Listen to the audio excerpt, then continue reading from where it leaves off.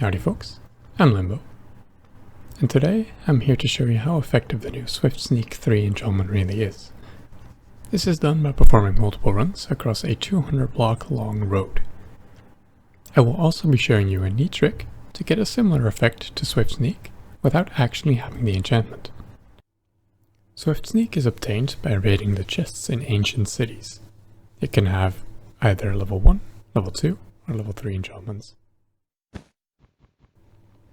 And as the name suggests, it allows you to sneak faster. The different types of tests are shown on screen currently, with the explanation and results shortly after all the testing. If you do not care about the testing, simply skip to the time on screen for the results and summary. But first, allow me to explain to you the trick. So how you would perform this trick is actually quite simple. All you have to do is start sprinting, hold down shift, and you retain the sprint FOV while sneaking. Now whenever you jump, you gain some of that speed back from the sprinting. So whenever you chain those jumps, you get quite a bit of momentum compared to normal sneaking. As you can see, I'm going far faster than normal. The first test, which I'll be doing shortly, is the control, which will be sneaking without any enchantments, tricks, or potion effects.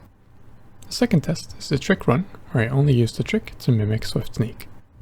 The third test is the Swift Sneak 3 test, where I only use the enchantment to go faster. The fourth test is the trick alongside Swift Sneak 3.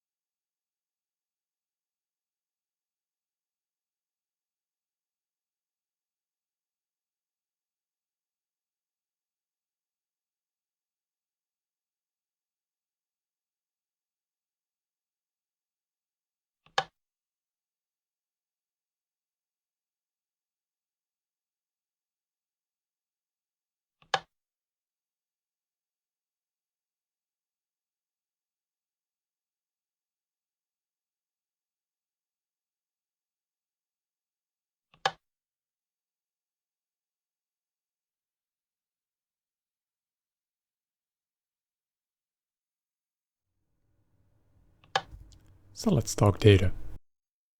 The first interesting thing is that sprinting before you start sneaking actually gives you an increase in sneaking speed.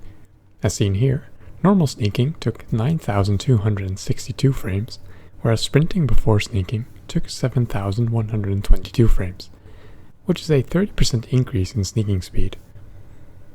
This is actually equal to the increase in speed between walking and sprinting.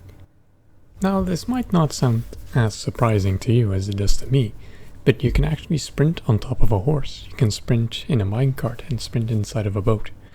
Well, you can, and it changes the FOV, but it does not actually give you any speed increase. So it being effective here was something I did not expect.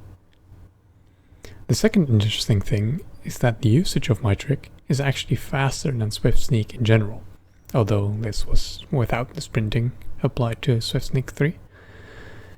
And that combining the two will make it so you are faster than someone who is merely sprinting. So what about the use cases for my trick? Swift Sneak and both combined. My trick is all about crossing larger distances without many obstructions whilst having to sneak the whole way. So it's best used when exploring ancient cities, as shown in the introduction, or when building a large-sized gold farm, as sneaking on magma blocks prevents you from taking damage from them.